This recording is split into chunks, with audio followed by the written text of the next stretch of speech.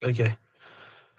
Hi, I'm Benedictus Nathanael, and I am going to review on Oceans Away by Maria Carvalho.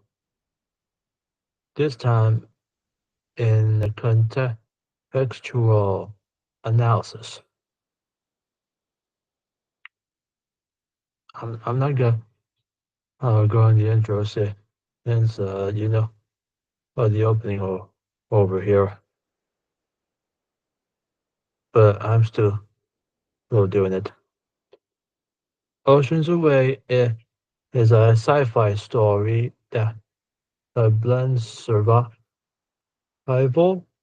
sacrifice, and science, and civilizations respond to crisis and what they're willing to give up to survive.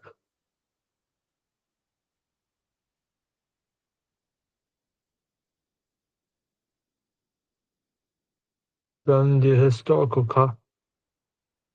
context, it, it links past, present, and speculative futures. Her device reveals the plot of Mars 3.4 eons ago. If you guys, if you don't know what an eon is, it's equal to 1 billion years. Reframing Martian history and challenging modern scientific assumptions about the red planet. Simultaneously, Hepca's collapse and Earth's present-day climate crisis both reflect broader historical patterns of civilization collapse, caused either by natural forces or poor decision-making, which adds weight to the aliens' decision, echoing humanity's history of colonization and resource exploitation. The futuristic elements are grounded in real-world fears of environmental collapse and interstellar catastrophe. And cultural bias in the story plays a major role in shaping her arc. She's overlooked by the male professors who objectify her, more like look down on her to be casual, despite her intelligence and capability.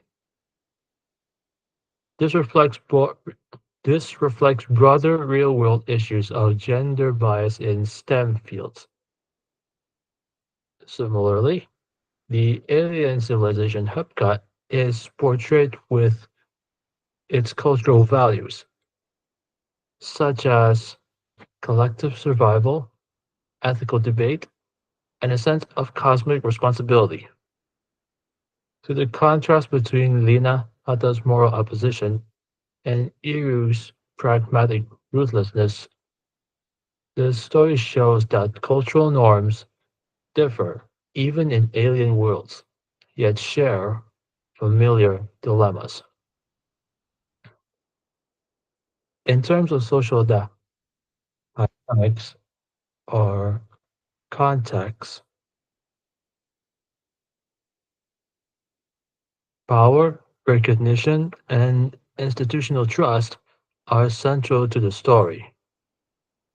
Natalie's intervention is ignored until a global catastrophe forces society to reevaluate her contribution. This is a commentary on how voices outside the mainstream are often dismissed until it's too late. The Hepcan Council also reflects a social hierarchy where high-stake decisions are made by a few, mirroring real-world governance structures. Earth's leaders, including President Frey, must make similarly painful decisions under social collapse, emphasizing the world, emphasizing the story's tension between personal conviction and public duty. When I read the story, her motivations are rooted in personal grief and inspiration. Her relationship with her dad shapes her dream, and his death fuels her determination to realize it. Her emotional arc, from loneliness to vindication and to reluctant hope, drives the story forward. This internal conflict between proving herself and coping with its loss humanizes her amidst the sci-fi premise. Likewise, Hebkin character Ormike's guilt over sacrificing a potential life-bearing planet for his unborn child, well, unborn grandchild, adds personal weight to cosmic decisions.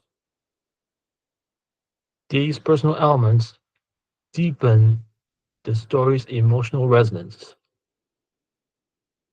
The story echoes classic science fiction themes, drawing on stories like The War of the Worlds,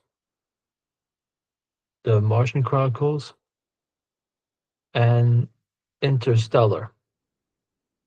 It also reflects environmental literature by posing urgent questions about resource scarcity, exploitation, exploitation, and irreversible loss. Though its allusions, through its allusions and parallels, the story becomes part of a broader literary conversation about humanity's place in the universe and the moral cost of progress. This story, Oceans Away, is more than a sci-fi tale, but a multi-dimensional story rooted in personal pain, social injustice, cultural tension, and global stakes. By examining the story's context, we see how individual decisions ripple across worlds and generations. Natalie's journey from grief-stricken dropout to interstellar pioneer is emblematic of humanity's capacity to adapt, learn, and try again, even when everything seems lost. The story challenges us to think not just about what we can invent, but what we are willing to sacrifice and for whom. I think that's all for today. So peace out.